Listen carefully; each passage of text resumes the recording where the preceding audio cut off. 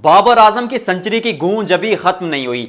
कई लंडू अभी भी बात कर रहे हैं कि भाई ये सामने टीम देखो, कमजोर टीम थी, बैटिंग पिचेस थी, स्ट्राइक रेट अभी भी उतना नहीं था जितना होना चाहिए था, 7 चौके थे, ब्ला ब्ला ब्ला।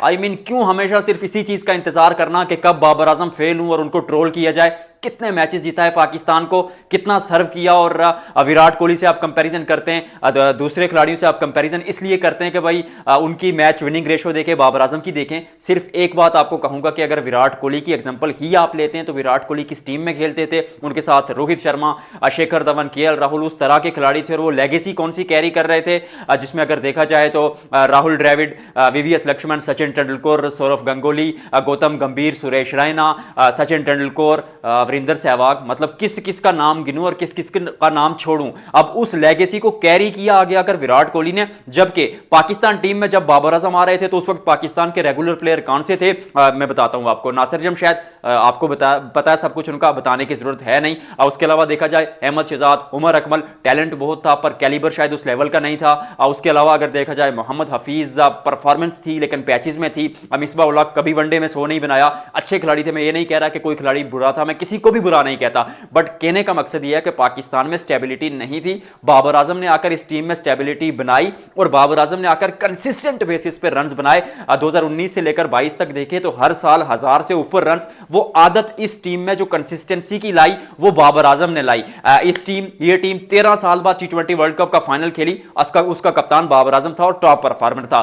ये टीम सेमीफाइनल खेली 2021 वर्ल्ड कप का, पहली बार भारत को, टीम इंडिया को वर्ल्ड कप में हराया, बाबर आजम कप्तान था। एक ऐसा खिलाड़ी जिसने कैरियर में पहली बार जो है ना, कैलेंडर ईयर में आपके लिए टीम को नंबर 1 बनाया, 3 साल लगातार 1000 से ऊपर कैलेंडर ईयर में रन्स बनाए। एक ऐसा खिलाड़ी जिसने पाकिस्तान क्रिकेट को दवाम बख्शा। क्योंकि अभी भी अगर आप भारत में जाते हैं तो वहां पर आप किसी बच्चे से पूछते हैं कि भाई तुम बड़े होकर क्या बनोगे, वो कहता है मैं रोहित शर्मा बनूंगा, विराट कोहली बनूंगा, हार्दिक पांड्या बनूंगा, इवन श्रेयस अय्यर, और श्रेयस अय्यर भी पुराने हैं। वहां पर तो अभिषेक शर्मा के लिए भी बातें हो रही हैं कि मैं अभिषेक शर्मा बनूंगा। पाकिस्तान में किसी बच्चे से पूछें, कहेगा शाहिद अफरीदी, वसीम अकरम, इमरान खान, उसके अलावा शोएब अख्तर। पाकिस्तान में यंग जनरेशन में कौन सा ऐसा खिलाड़ी आपको है जिसको लोग आइडियलाइज करें और वो बनना चाहें? तो फिर why this hate is against Babar Azam? क्यों इतनी नफरत, क्यों इसी चीज का इंतजार करना कि बाबर आजम आउट हो तो हम कहें कि भाई ये अजीम बाबर, मैं तो लफ्ज भी नहीं लूंगा, ये घंटे की जो बातें की जाती हैं या एक लफ्ज बाबर आजम के साथ यूज किया जाता है। He is the generational talent. Pakistan cricket में पिछले डेकेड में इस जैसा खिलाड़ी नहीं आया और ओवरऑल पूरी हिस्ट्री में देखे जिसमें ग्रेट्स पाकिस्तान के वसीम अकरम, वकार यूनुस, इमरान खान, इंजमाम उल हक सबको भी शामिल करें तो उस लिस्ट में बाबर आजम को भी शामिल करना पड़ेगा। माने ना माने, ये पाकिस्तान का नेशन का फेवरेट खिलाड़ी है, नेशन का पसंदीदा खिलाड़ी, और इस नेशन के लिए इस खिलाड़ी ने डिलीवर भी किया है। ऐसा नहीं है कि रातों रात इस स्टेज पे पहुंच के आप स्ट्रगल देके, अब बॉल बॉय से शुरू किया था, फैसलाबाद के मैदान पर गेंदे फेंकते थे, वहां से फिर उस पूर बैकग्राउंड से आना, उस स्ट्रगल करके टीम में आना, अंडर 19 का कप्तान बनना, हर साल परफॉर्म करना। ये तो वाहिद खिलाड़ी है बाबर आजम आपका जो फर्स्ट क्लास क्रिकेट से आया। बाकी तो आपने टीम PSL से बनाई है, बाकी तो आपने टीम T20 और ODI क्रिकेट से बनाई है। Babar Azam proper first class cricket खेलकर आए थे, डिलीवर किया, हर साल परफॉर्म किया। और जब पाकिस्तान टीम में रेगुलर रन्स बना रहे थे तो आपकी टीम पर पर्दा पड़ा हुआ था।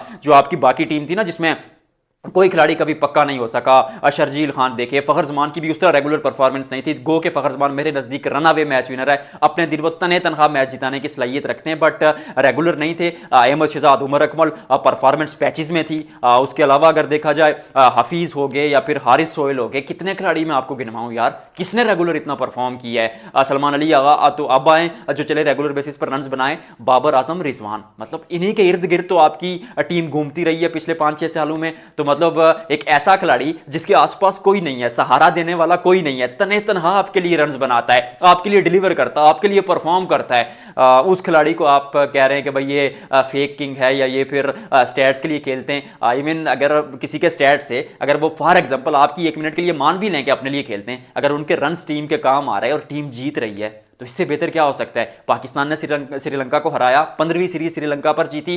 पाकिस्तान ने बैक टू बैक सीरीजें ODI क्रिकेट में जीती। और शाहीन शाह अफरीदी, और अगर देखा जाए शाहीन शाह अफरीदी हो गए, सलमान अली आगा हो गए, बाबर आजम हो गए, रिजवान हो गए, कुल मिलाकर टीम अब डेवलप होना शुरू हुई है। नसीम शाह भी मौजूद है। आई नो के परफॉर्मेंस अच्छी नहीं है पर जनरेशनल टैलेंट है लड़का, खिलाना चाहिए, उनको बैक करना चाहिए। फिर उसके अलावा फ़हीम अशरफ अच्छे क्या कहते हैं ऑलराउंडर हैं, बीच में आते हैं, गेंदबाजी भी करते हैं, 20-25 रन भी बना देते हैं। यही एक काम मोहम्मद नवाज भी करते हैं, वो थोड़े थोड़े से उनसे बेहतर भी जरूर है। इब्रार अहमद भी मौजूद है, बैकअप में भी आपके पास फैसल अकरम जैसे गेंदबाज मौजूद है, सुफियान मुकीम का भी ऑप्शन है। तो ओवरऑल टीम डेवलप हो रही है। This is the time to support cricket, this is the time to support your heroes. क्योंकि एक वजह यह है कि मैं एक एक्स क्रिकेटर को सुन रहा था, वो कह रहा था कि पाकिस्तान में टैलेंट ही नहीं आता, पुरानों को वापस लाना पड़ता है। किससे आपने कह दिया टैलेंट नहीं आ रहा भाईजान? जिस मुल्क के छतों पर क्रिकेट खेली जाती हो, जिस मुल्क के गली कुचों में क्रिकेट खेली जाती हो, जिस मुल्क के वो पंजाबियों का चलता बेड़े में क्रिकेट खेली जाती है, वे उत्थे टैलेंट नहीं होएगा तो किथे टैलेंट होएगा?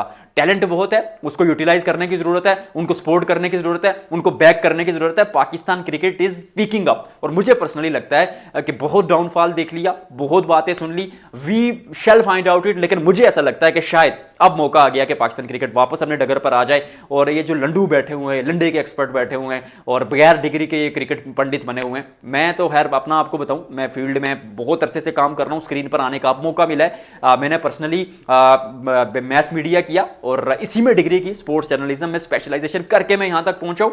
अभी भी बहुत कुछ इंप्रूव करने को, बहुत कुछ सीखने को मैं सीख रहा हूं। और ये लोग आकर कह रहे हैं कि भाई बाबर आजम के बारे में बातें करेंगे यार, उसके लिए तो आपको क्वालिफाइड होना पड़ेगा ना, आप तो स्टेक होल्डर होने चाहिए पाकिस्तान क्रिकेट के। फैंस क्रिटिसाइज कर सकते हैं, उनके मैं जज्बात का जो है ना वो कदर करता हूं, क्योंकि बीइंग अ फैन आप कोई चीज पसंद नहीं करते तो कहते हैं कि ठीक है अच्छा नहीं हो रहा भाई, तुम भी निकल जाओ, फलाने को निकाल दो, इसको ले आओ। पर वो उनके जज्बात होते, वो जब बाबर आजम रन बनाते तो उतना प्यार भी देते, उतना सपोर्ट भी करते। टीम हारती है तो गुस्सा करते हैं, जीतती है तो सपोर्ट करते हैं। पर ये जो मतलब ना 3 में आते ना 13 में आते, बाबर आजम के खिलाफ हम ऐसी कोई कैंपेन या ऐसा कोई प्रोपेगेंडा बर्दाश्त नहीं करेंगे। ही इज अ नेशंस सन, हमारा लड़का है, सबसे ज्यादा हम ही को प्यारा है। हम क्रिटिसाइज भी करेंगे, तनकीद करेंगे जब रन नहीं बनेंगे, पाकिस्तान हारेगा बात करेंगे, but at this stage run बनाए लड़के ने, वी शुड सेलिब्रेट हिम।